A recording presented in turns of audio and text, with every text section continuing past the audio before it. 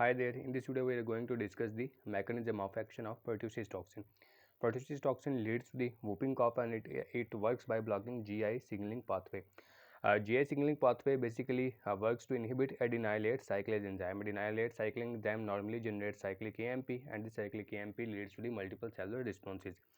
This is a adenyl cyclase enzyme. It converts ATP. It converts ATP to cyclic AMP. This cyclic AMP in turn activates protein kinase A enzyme, and this protein kinase A enzyme leads to the phosphorylation of multiple cellular proteins and leads to the multiple cellular responses. What happens? This is the G protein coupled receptor which is coupled to GI protein. G protein has 3 subunit, alpha, beta and gamma subunit. Alpha subunit is bound to GDP. When a receptor is bounded by some hormone, this G protein become active. Alpha subunit releases GDP and binds to GTP, and then it moves here and inhibits adenyl cyclase. It inhibits adenyl cyclase and decreases the production of cyclic AMP.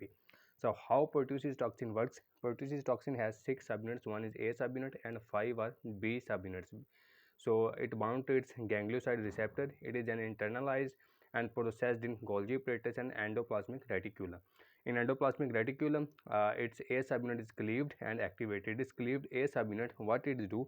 It moves to this G protein. It moves to this G protein and does ADP ribosylation of alpha subunit of G protein. It does ADP ribosylation of alpha subunit of G protein, and when this alpha subunit becomes bound to ADP ribose, when it binds to ADP ribose, it no longer interacts with this receptor. It does not interacts with this receptor. So any hormone or the inhibitory hormone which binds to this receptor does not communicate with G protein and does not communicate with adenyl cyclase. So this inhibitory effect here is lost. This inhibitory effect is lost.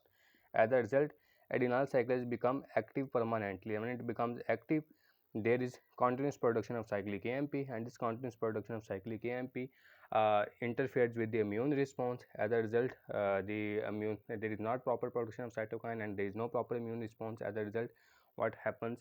There is whooping cough in response to this pertussis toxin. So this is how pertussis toxin works in the body. Thank you.